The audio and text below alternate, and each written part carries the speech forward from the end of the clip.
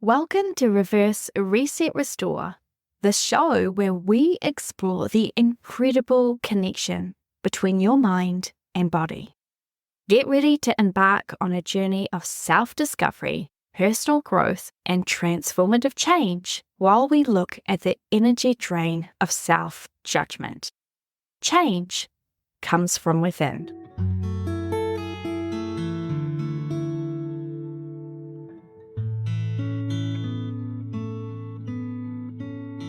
We're about to kick off this episode on how we use or misuse our energy and the judgments that inevitably weigh us down. I'm aware that it may stir up some uncomfortable thoughts or feelings in you.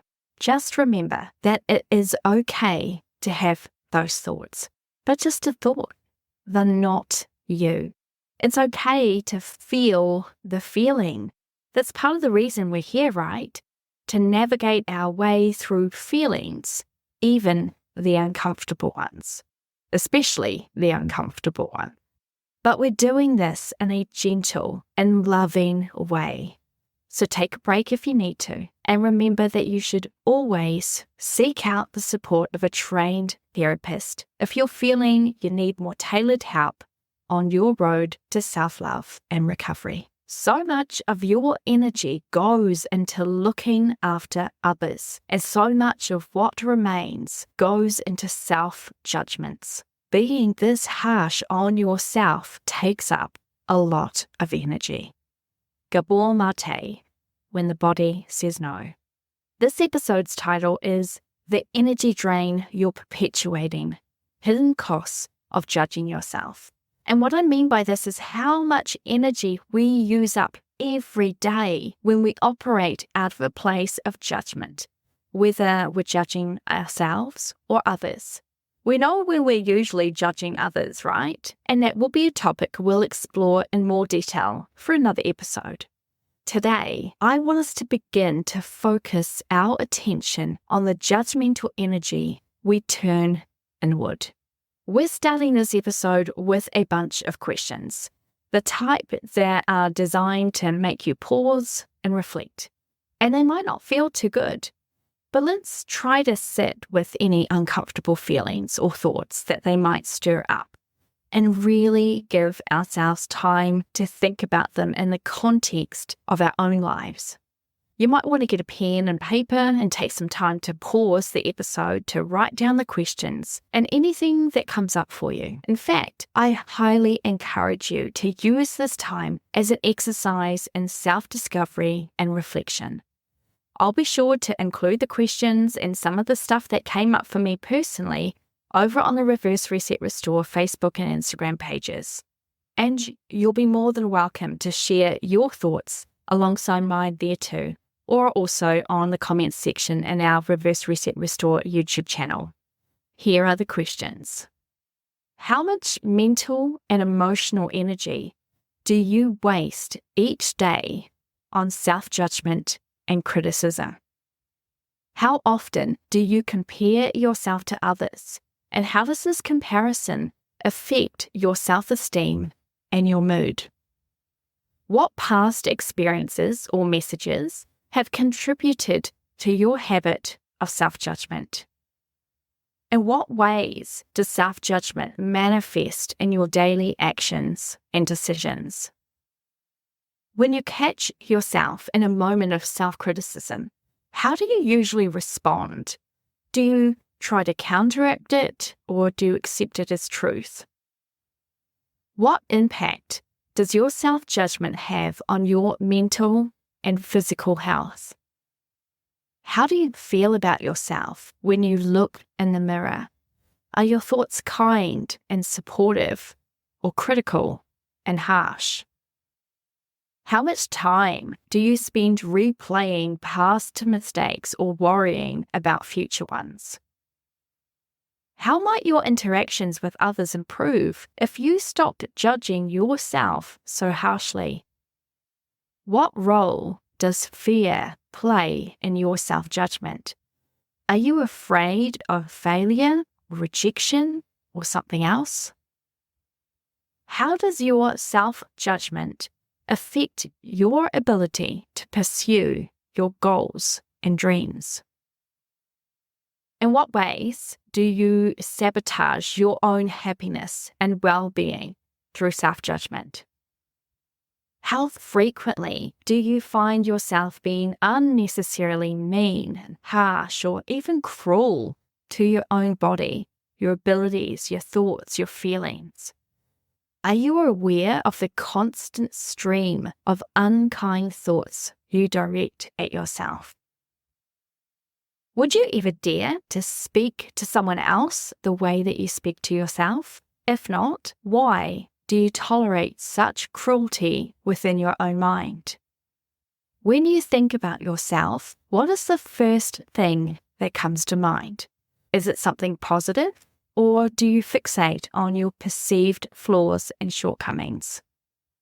What deep-seated beliefs do you hold about yourself, and how did they shape your self-perception and your daily life?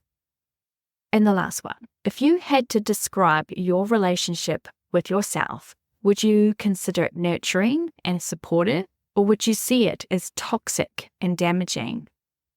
All right, before we get into it, quick body check. When hearing or thinking about these questions, and I know there were a lot of them, where did you feel it in your body? For some of us, we get that gnawing feeling in the pit of our belly. For others, we might have felt it in our chest or our throat or our head. I want you to explore that physical reaction because it's your body's way of speaking to you. Feelings are felt in the body. That's why they're called feelings. We feel them. Our bodies manifest them in a physical way. So, using the last question as an example, if you had to describe your relationship with yourself, would you consider it nurturing and supportive, or would you see it as toxic and damaging? Once upon a time, my body would have associated that feeling with a deep-seated, panicky, gross feeling in the pit of my belly, and it would have navigated its way out through my chest, clutching at my throat like hands around the neck. Before I really started heavily investing in my own transformative journey, I would have had to describe my relationship with myself as toxic. Actually, it was a deeply abusive relationship. My inner critic was brutal. I mean, the way I spoke about myself and my internal dialogue was truly horrific. The language I used, the names I called myself were so ingrained that I wasn't even conscious of just how toxic I was treating myself. It had literally become second nature.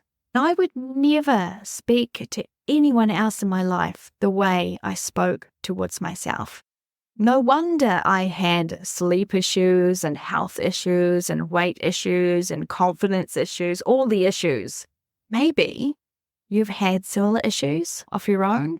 Maybe you can relate if you've explored what those feelings feel like, where they sit in your body. And these are not easy questions to answer because they require us to look at how much time and effort and energy we are using up in the pursuit of wounding ourselves. They're asking us to physically connect back to our body in ways that we perhaps have not done in a really long time. It's the notice the noise strategy that we talked about way back in episode 5 that we're applying here. Becoming observant of the current state of the most important relationship we'll ever have, the one with ourselves. I'm going to include the strategy here for you to listen to, but I recommend that you go back and check out the entire episode 5, Strategies for Creating Change, Part 1, Thoughts, for some helpful tips on changing your thinking. Here's a recording about the Notice the Noise strategy from that episode. So let's get started on looking at creating change through strategies for thought. The first strategy seems like an obvious one, but we've often been oblivious for so long that it can be one that requires time and patience and creating awareness for to become a part of our daily life. It's notice the noise. Notice the noise is about becoming aware of what your thoughts are saying and how noisy they can be when trying to keep you from finding peace. That internal chatter that just persistently nags at you at 2 a.m. or incessantly whines at you throughout the day, just always there in the peripheral of your mind. That noise is keeping you from your ability to live your life in a conscious way. When you begin to notice the noise, you can then begin to choose something different. Isn't that exciting? You don't have to be pushed and pulled by the thoughts escalating in your mind. As a recovering overthinker, this was life-changing for me. For years, I had entertained so many unnecessary thoughts, allowing them to settle in and disturb my mind and create havoc in so many areas of my life. As the French philosopher Michel de Montaigne so aptly put it, my life has been full of terrible misfortunes, most of which never happened. These terrible misfortunes that we catastrophize in our minds begin with the noise of unbridled thought. So many of us live our lives unconsciously, unaware, or perhaps avoiding the noise in our mind. Ignorance is bliss after all. But once your eyes, or in this case ears, are open, you can't ignore it quite the same. I think many people want to live unconsciously, and the giants of the modern day living, corporations, governments, social media, etc., are pretty happy to oblige. There is a lot of choice out there, especially in internet land, to keep us oblivious to our own internal power. But when we notice the noise of that internal content, we can no longer remain unconscious to our suffering. Well, I guess we can if that is what we choose to do. In the book Brave New World by Aldous Huxley, everyone has been conditioned to keep any thoughts and emotions that don't fit within their society at bay. This is done through the use of soma, a feel-good drug to keep from ever feeling or thinking anything unpleasant. From the very first chapter, the reader realizes that this utopian world is one where humankind has been controlled and ordered by their genetic predisposition into alphas or deltas, epsilons and betas, etc. And each have brought into this way of living as though their society makes them the best version of humanity. As the director says, all conditioning aims at that, making people like their unescapable social destiny. As long as we don't notice the noise, or at least avoid it and tune it out, we remain conditioned to this unescapable social destiny. You can only make a choice to change. Once you are aware, you can make a change. If you're listening to this podcast, there is a good chance you're already on the road of self-recovery. Or perhaps you've just become more aware of that chatter clattering around in your mind. All the negative self-talk and the fears and the worries that have been sustaining you. Now that you've noticed the noise, you have a choice to make. It's the same choice Neo has to make in the Matrix. Swallow the blue pill and return to oblivion, or take the red pill and go down the rabbit hole of restoration. We're back. What do you think of the notice the noise strategy? Have you recognized for yourself that you have been on automatic pilot, oblivious to your own internal dialogue, or when aware, just allowing it anyway? Most of us tend to put ourselves low on the list of our own existence, so we don't even really recognize the internal violence we perpetuate against ourselves in the language we use and the stories we tell through our thoughts. As Louise Hay puts it, remember, you have been criticizing yourself for years and it hasn't worked. Try approving of yourself and see what happens. We've allowed our internal monologue to be one where we judge, blame, shame, and where we create disappointments and pain and even sickness. They are the insidious little thoughts and feelings that we aren't even always consciously aware of. Because we've been entertaining them for so long, we've come to believe it's just part of our nature. I call these micro-judgments, and they are sneaky little buggers. If we were to think about our lives like the structure of a building, micro-judgments would be the fibers within the gib board, or also known as the drywall or the plasterboard. hidden under layers of plaster and paint or wallpaper. So they're not seen in the finished product, but they are still deeply embedded into our framework. The problem with that, of course, is that we're constantly living with this energy drain of self-judgment. And you might recognize it in this way. Are you feeling constantly tired all the time? Even when you don't have life and its responsibilities pulling you in all directions.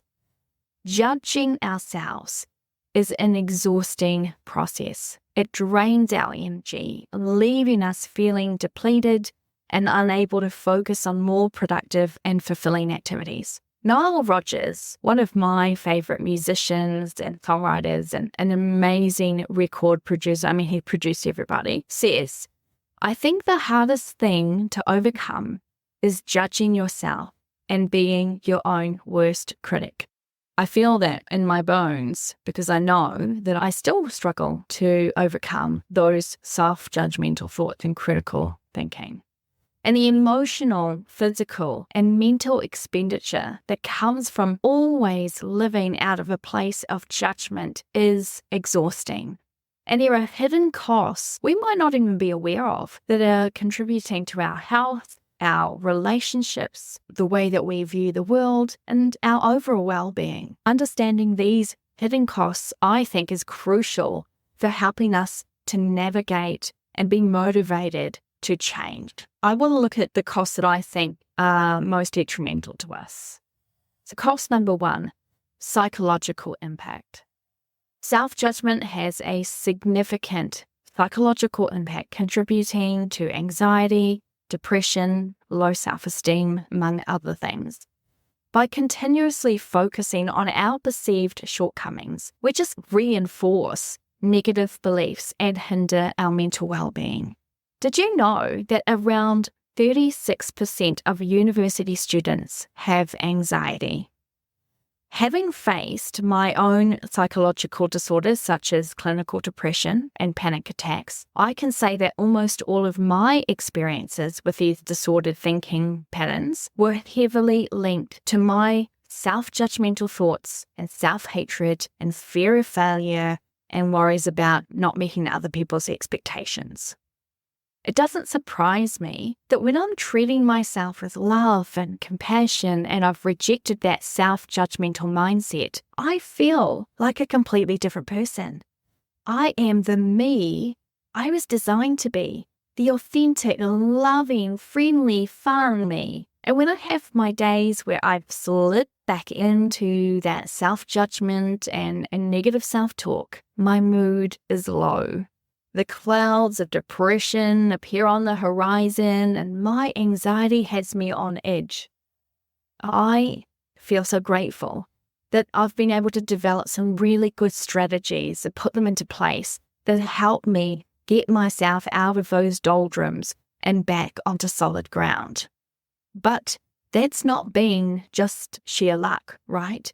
It's being me persistently guarding and being alert, watching what I'm telling myself, practicing mindfulness, and then putting into action when those thoughts start their insidious onslaught to raise the barriers and stop entertaining them when they show up. And that's the trouble, that a lot of the time we've got into these habits of entertaining these negative self-judgmental thoughts to the point where we begin to believe them. And then we become overpowered by them, overwhelmed by them, and we don't even aware that they're actually now running the show. Cost number 2, physical impact. Self-judgment can have numerous physical impacts on the body, which contribute to a host of health issues. Here are 10 key physical effects that our self-hatred, our self-judgment, and critical thinking can impact just physically. 1, chronic stress and anxiety. Self-judgment often leads to chronic stress, causing elevated cortisol levels, which can result in weight gain, sleeplessness, high blood pressure, and decreased immune function, among other things. If you've been listening for a while, you'll know that we've been doing a Unveiling Cortisol series. That might be helpful for you if you are wanting to learn a bit more about that, to go back and seek those out. They're super interesting to see how much cortisol can impact various parts of our body. Persistent anxiety and stress can also lead to heart palpitations, increased heart rate, high risk of heart disease. We'll get into that in just a minute. Number 2, weakened immune system. Being constantly self-critical can actually weaken our immune system, making our bodies more susceptible to infections and illness. It can also slow down the body's ability to heal from injuries and recover from disease, which then we often perpetuate the cycle because we get mad at ourselves that we're feeling sick, or that we're always getting run down, or we're always fighting some kind of flu or infection or illness. And it's just this vicious cycle on repeat. And the more mad we get towards ourselves, the more it impacts negatively on our immune system. Number 3, muscle tension and pain. So being self-judgmental, being critical, leads to us being more stressed about our lives and our abilities and our capabilities. That can lead to physical tension, which can develop into chronic pain in areas like the neck, your shoulders, your back, and other points of injury maybe that you've had in your body tend to then encompass more pain. Frequent headaches and migraines can result from the constant tension and stress that's associated with self-criticism. Number 4, sleep disturbances. Negative self-talk can cause you to have difficulty falling or staying asleep, leading to insomnia. And even if sleep is achieved, it may not be restful, which means that you'll have a lot of fatigue and you'll have a decrease in overall well-being because you're constantly fighting this tiredness. Number 5, digestive issues. Stress and anxiety from self-judgment and just stress in general can lead to stomach problems such as indigestion, acid reflux, or irritable bowel syndrome. It can also affect your appetite, leading to overeating or undereating, both of which have negative physical consequences. I know I just mentioned the Unveiling Cortisol series. You might be interested to go back an episode to episode 106, where we talk about stress and digestion, how cortisol disrupts your gut and what you can do about it. And that's a really important episode to listen to because most of us don't have an understanding of how essential our gut health impacts every other part of our physical and mental well-being. If you don't have your gut in a healthy way, it really does influence everything else that's going on in your body. So check that out. I will put the link in the show notes for you so that you've got easy access to that. Number 6, fatigue and low energy. The mental and emotional toll of self-judgment can lead to persistent fatigue and low energy levels, making it difficult to engage in daily activities. It can contribute to burnout, which is categorized by physical and emotional exhaustion. Number 7, skin problems. You might not realize this, but you being self-judgmental can actually trigger or worsen skin conditions like acne and breakouts. It can also exacerbate conditions such as psoriasis and eczema. The more unkind you're being to yourself, the more likely you're going to have these skin problem flare-ups. Number 8, weight fluctuations. Wouldn't be any surprise if you're feeling self-judgment or being critical towards yourself that the way that you think and feel about yourself can lead to weight gain, particularly around your abdomen, which can cause a lot of problems. In some cases, severe self-judgment and stress can lead to significant weight loss due to a lack of appetite as well. Number 9, mentioned it before, cardiovascular issues. So your chronic stress from being really critical of yourself or leading your life in the sphere of self-judgment can lead to high blood pressure, increasing the risk of cardiovascular diseases, or increase your risk of stroke as well. And number 10, this might be a surprise to some people, but premature aging can be something that's brought about by the way that you interact and respond and feel and think about who you are. So if you're constantly self-critical, you're being judgmental and unkind towards yourself, you're not practicing compassion or kindness, you don't have a lot of love for yourself, you're actually creating just this storm within you all the time that this chronic stress can just activate and accelerate the aging process, leading to premature aging. Good news is that even with all of the psychological aspect and the physiological thing that can happen to us, there's still hope. Yay! Yay for hope, right? I'm going to share with you some powerful strategies that have helped me break free from the self-judgment mindset that once held me hostage to my suffering. These techniques continue to support me in dispelling those nasty negative thoughts and help me to keep them at bay. Let's go through them. Tip number 1, developing self-compassion. This is essential in transforming our mindset. Treating ourselves with the same kindness and understanding that we extend to other people can help reduce the energy drain caused by self-judgment. Self-compassion involves acknowledging our imperfections and accepting them without harsh judgment.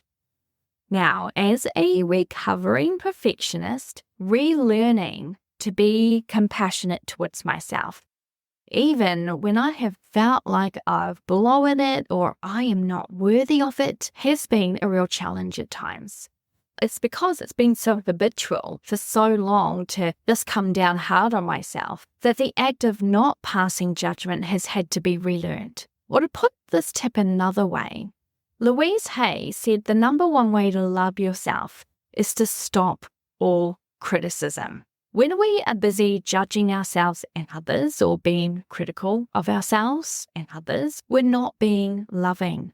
For me, all of this journey comes back to the one thing that is essential for our healing, for our restoration, and for us to move forward in the world as the person we were designed to be. And that one thing is love. The Beatles sang about it. All we need is love. Love is all we need. When we operate, though, from a place of criticism, we are out of love. Here's Louise, in her own words, explaining this first step of stopping that critical voice within us. So many people ask me about how to love yourself. How do you love yourself? And Louise, because I talk about it all the time. So I made a list of how to love yourself. Number 1 on that list of how to love yourself is to stop all criticism. Just stop it now and forevermore. And make a vow to yourself that you are going to do your very best from now on to stop criticizing, number 1, you, and then other people. It'll be a lot easier to stop criticizing other people when you stop criticizing yourself. Tip number 2, building a supportive inner dialogue. Building a supportive inner dialogue is another key aspect of overcoming self-judgment. Let's go back to the notice the noise strategy for just a moment. You're not always going to notice what you're saying or thinking about yourself. But when you do, every time you catch yourself, you change the dialogue. And what happens is that you become much more aware of the language you speak to yourself with. And before too long, you actually find yourself catching those self-judgmental thoughts and conversations more often and more quickly. And then the real magic happens. The shift in how you speak to yourself begins to happen automatically. And then you realize that you hardly speak harshly to yourself or about yourself. And when you do, you pick up on it almost immediately and change the dialogue. Louise speaks to this tip as the stop scaring yourself. This is where we terrorize ourselves, right? With this thought of not being enough or being worried or feeling anxious about things that are beyond what we think are our control. Here's a small point from Louise herself on this second strategy. Now, number 2 on that list is stop scaring yourself. And here we go into fear. How often do you terrorize yourself with your own thoughts? You get into absolute terror, and it's only coming from your thoughts. Nobody out there is doing a thing. Sometimes it's an old family pattern. Sometimes we get new things. How often do you do that to yourself? We find so many ways to scare ourselves. By replacing negative self-talk with affirmations and positive statements, you can cultivate a more nurturing and empowering mindset, and eventually almost entirely erasing the default habitual negative thinking and self-speak that you might be currently associating yourself with. And tip number 3 is actually a lot of tips. It's practical techniques. To stop the energy drain we perpetuate when we're always acting out of a place of judgment, it's crucial to limit our interactions with negative people and drastically reduce our consumption of movies and TV shows and social media where criticism, cancel culture, and judgments are rampant. These sources not only bombard us with negativity, but they also fuel our own tendencies to be self-critical and critical of others, causing a continuous and harmful drain on our mental and emotional energy. By consciously cutting back on these toxic influences, we can reclaim our energy and foster a more positive and compassionate mindset. For me, as an example, I might enjoy a cute video or a funny TikTok, but then I need to resist the urge to go down the rabbit hole of the comments because we all know what awaits us, right? The keyboard warriors, the conspiracy theorists, and the just downright rude and nasty condemnations by people who feel justified in their judgments. By limiting, because I'll admit I'm not there completely yet with never reading the comment sections, but I do limit it, and I have found that as I continue to do that, I have more peace, less space for being judgmental or critical of others or of myself. You can also implement practical techniques such as gratitude and journaling, visualization exercises, mindfulness, positive affirmations, and surrounding yourself with positive influence. All of these things can help shift our mindset. These strategies not only promote a more optimistic outlook, but they also reduce the energy drain caused by negative self-judgment. We've talked a lot about mindfulness and affirmations and journaling in other episodes.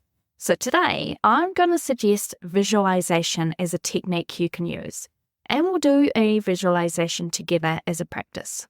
Visualization, for those of you who maybe aren't familiar with the term, is an effective method to reframe negative self-talk and cultivate a more compassionate inner dialogue. And this strategy will help you transform self-judgment and self-criticism into self-acceptance and kindness. Here's a step-by-step guide to using a visualization technique where you get to go back in time with your younger self to overcome self-judgment and self-criticism and cultivate some love.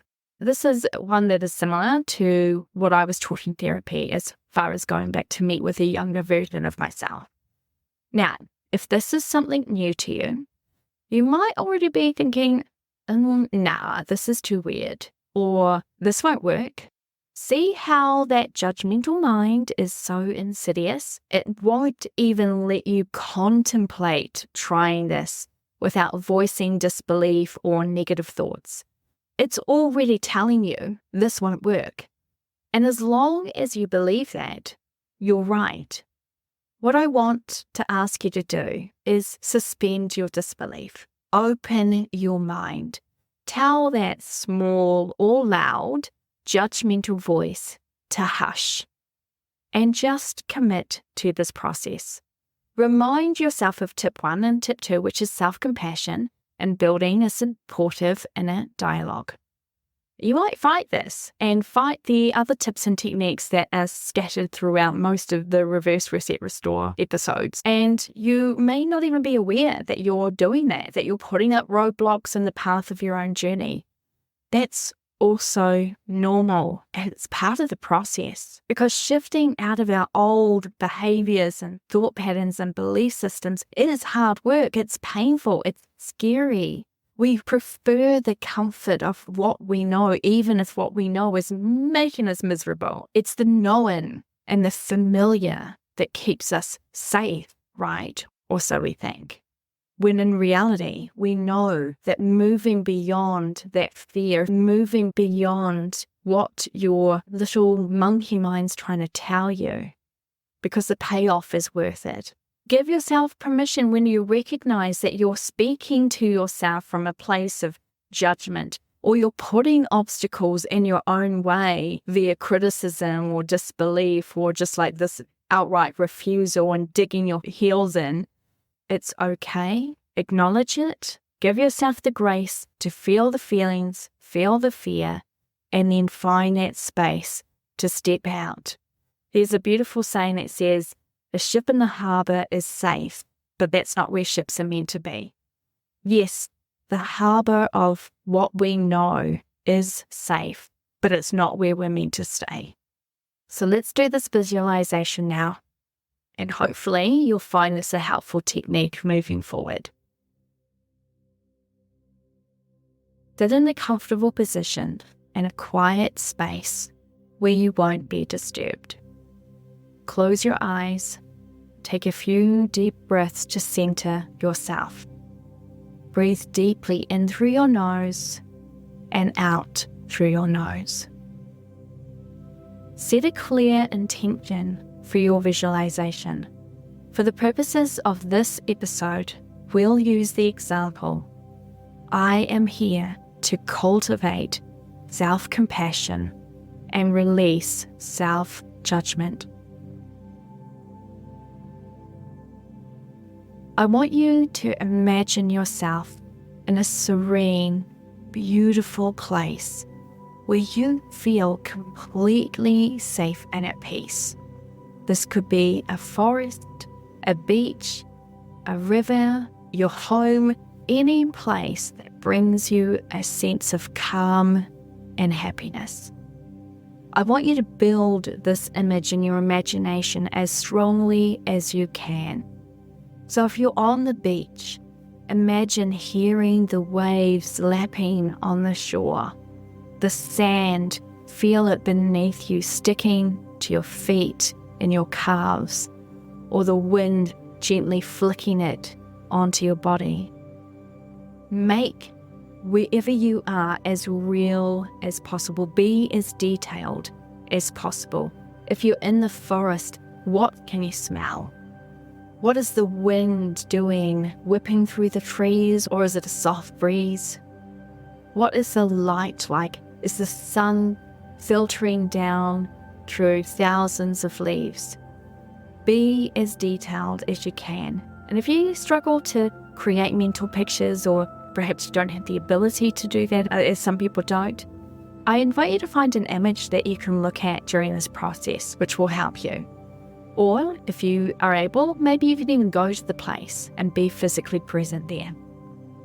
Once you are settled into your place of peace, your place of safety, with all the smells and the senses and the sounds that are surrounding you, I want you to bring to mind now an image of your younger self, perhaps as a child, perhaps just before you first felt acutely self-critical or self-judgmental for the first time. Visualize this younger version of you standing in front of you in this safe place. Notice their appearance, their expressions, their body language. Now I want you to imagine a warm, golden light surrounding both you and your younger self. This light represents compassion and understanding. Acknowledge the feelings and the struggles of your younger self. See them as innocent and worthy of love.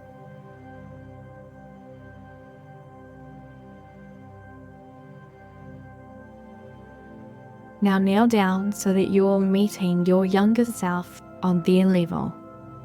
Speak to them with kindness and understanding. I'm going to give you some examples, but if you feel called to say something else to yourself, please do so. Otherwise, just repeat the example that I share with you here that most resonates with you, or you can repeat them all, whatever makes you feel comfortable. I know you're trying your best. You are worthy of love and compassion. It's okay to make mistakes.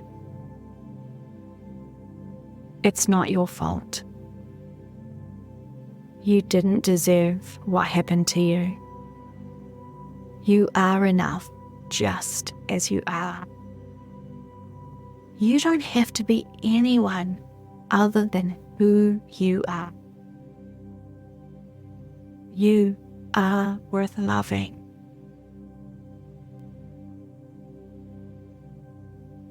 You might have some emotions come to the surface when speaking to your younger self, and that's okay. Remember, this is the safe space just for you. Allow those feelings to be present, honoring them, giving them the space to be expressed, knowing that this is part of the healing journey. When you're ready, visualize giving your younger self a warm, comforting hug. As you wrap your arms around them, feel the compassion and love flowing from you to them. Imagine your younger self smiling and feeling reassured and loved by your words and actions. Hold them tight. Let that love flow from you to them. That kindness, that compassion, the forgiveness and understanding. Knowing that you are bringing healing into your life as you hold your younger self close. I want you to begin now to imagine that you're merging your younger self into your current being, bringing the feelings of compassion and love into your present being. Feel that golden light now surrounding you completely, filling you with self-compassion and acceptance as you bring your younger self back into the fullness of your present self.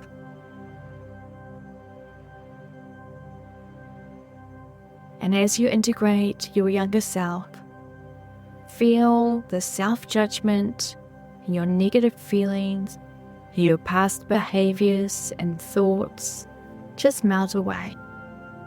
Imagine these feelings dissolving into the air, evaporating, leaving you feeling lighter and more open-hearted. You can physically feel your body become lighter and stronger. You feel like you can breathe easier because you've brought some peace into your life now as you let go of all of those things that were causing you to suffer and to be critical and to feel self-hatred and to constantly pass judgment over yourself. You've let that go.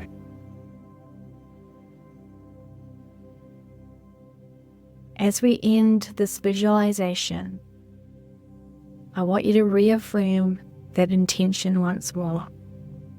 I choose to treat myself with compassion and understanding. I release self-judgment and I embrace self-love. Take a few moments to reflect on the experience. Notice any changes in your feelings towards yourself and how you feel within yourself. Open your eyes when you're ready. By regularly engaging in this visualization strategy, you can develop a habit of seeing yourself through the lens of compassion and understanding, significantly reducing self-judgment and self-criticism. I would suggest that if you can, for just a few minutes a day, if that's all you've got, try to incorporate this visualization into your daily routine. The consistent practice will help rewire your brain to respond with compassion rather than self-criticism. It will allow you to heal those parts of yourself that were hurt in moments and times and places where you maybe didn't have control because you were a kid, and allow you to see yourself with more love and more understanding. So, we've packed in a lot over this episode. We've asked some tough questions. We've looked at the psychological and the physical ways of self-judgment impacts us. We've talked about building self-compassion and changing self-talk. And of course, we've gone through this visualization exercise. Before we wrap up this episode, I want us to do another exercise with a different set of questions. Again, I encourage you to spend some time writing them down and reflecting on your answers. You are worth the time. What would your inner dialogue sound like if you replaced judgment with encouragement and understanding? Can you identify specific moments where you felt proud of yourself? How often do you celebrate your achievements? What positive qualities do you bring to your relationships, to your work, to your daily life that you tend to overlook or undervalue?